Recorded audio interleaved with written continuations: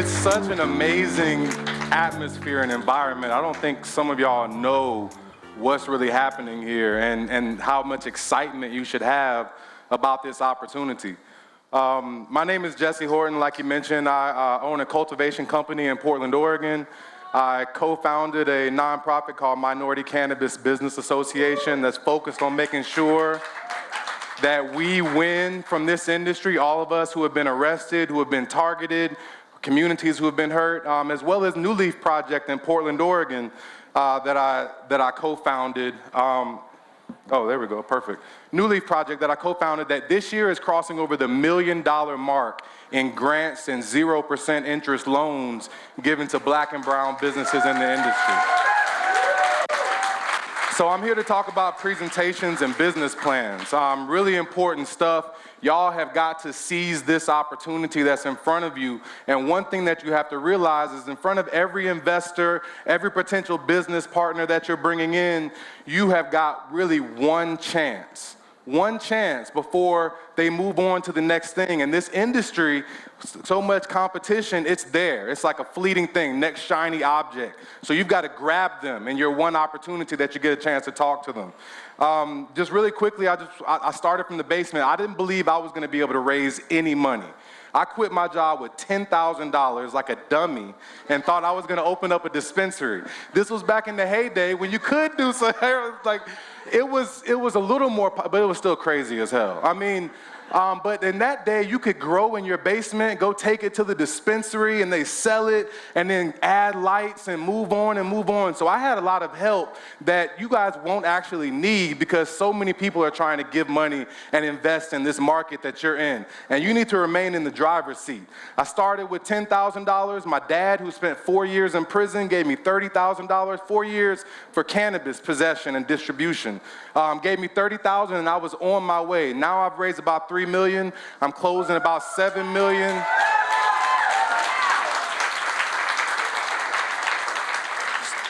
So who here is raising money? Who's going to have to raise money? Okay, perfect. Who here is doing it for the first time ever? Yes, okay, I understand, 100%. I understand where you're coming from, so I'm gonna try to teach you some of the things that I learned, but most important, the most important thing that I can tell you is that you can do it. You can. Someone told me I had to raise $100,000, and I was like, man, what the hell did I do and quit my job, right? But I did it. I kept going, and it's possible. It's going to be even more easy for you if you take advantage of your opportunity as well as you take advantage of this market. So here's just the basic components. Give them the market dynamics. What does the market look like? Why do you understand it? Facts and figures are always going to be most important. The second, what is the problem? You have to sell that problem or really explain so that it's very simply understood. Very simple is always the best, so that anyone can understand what that problem is and why you're the solution.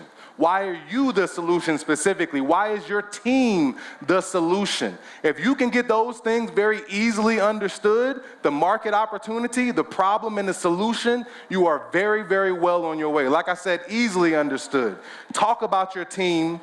You've got to have the financials, and you've got to have that call to action. Are you ready to join me? I need to know by this date. You've got to close that sale or close that opportunity.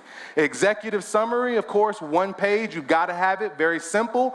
Problem, solution, very simple, right? Your short version. Everyone's not going to want to go through a long business plan or a long deck. 8 to 12 slides of a very simple understanding of some of these basic components. And then you do want your long version. Whether that long version is in a document, PDF, or whether it's in the actual PowerPoint, just like your short version, you've got to have those things detailed and played out. Most important thing that I can say, talk only about what you know and challenge.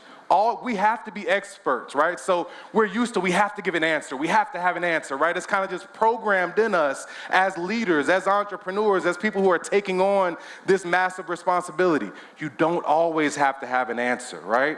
Because these guys, investors and people who are in the industry, people who have money and are ready to put it down, they think they're the best BS detectors in the world. They're sitting there listening and they're waiting for that chance to jump in. Oh, do you know that? Oh, what about this? Don't try to answer. If you don't know it, first of all, try to know everything as you possibly can. Sit in these meetings, network with these people, go down to the legislature and sit in those discussions and help to influence that. But second, you don't have to know everything, right? And constantly challenge what you know, because the industry is changing quickly. All right, I know we're in New York, but I got to give a little Kobe love. This thing always inspires me. If job ain't finished. Who remembers that Kobe quote? Who's seen that meme? We're in New York, so nobody wants to admit it. So there's let me say, job ain't finished. I don't care if we won 3 games of the final. The job ain't finished until that check is in the bank. Trust me, it's not done. So you've got to constantly be shopping that deck to people that you trust. You've got to know that it's not done, and you've got to constantly be updating it. Don't send someone your deck as a PDF or a PowerPoint. Put your deck up on the cloud so they always have to go back to that link. So if you do change something, you do learn a fact or figure, you do learn something different, you're not out there with 12 different versions of your deck that now everyone's confused about. Give them the link and have it on the cloud.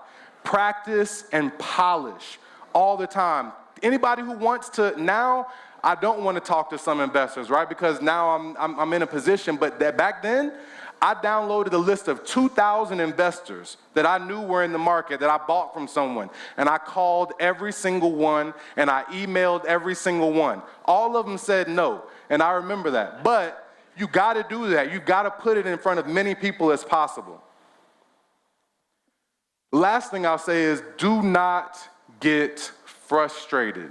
You're an entrepreneur for a reason. You're a leader. You know how to take a no and move on. You know how to take a no humbly and not try to forcefully retract to that, right? But what did they really say? Why did they say no? Understand that, take it in, and go back and look at your deck. There's going to be times as you're presenting where you're going to get tricked up. Someone's going to ask you about something you don't know. That's okay. Go back and learn that thing and then get there and figure it out.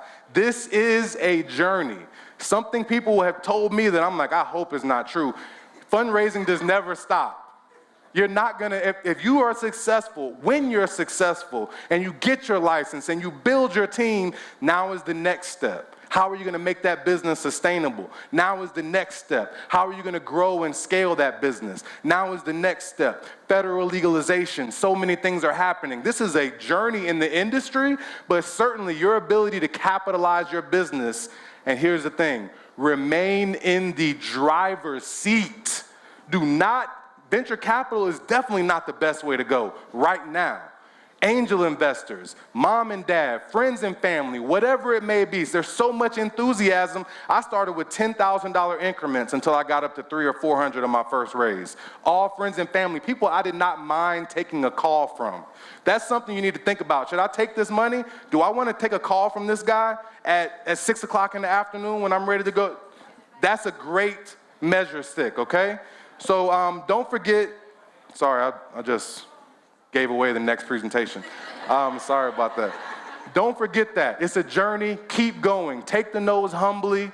Keep improving. Know the market better than anyone. And you've got an amazing opportunity to really win in this industry. Good luck, everybody. You got an amazing opportunity.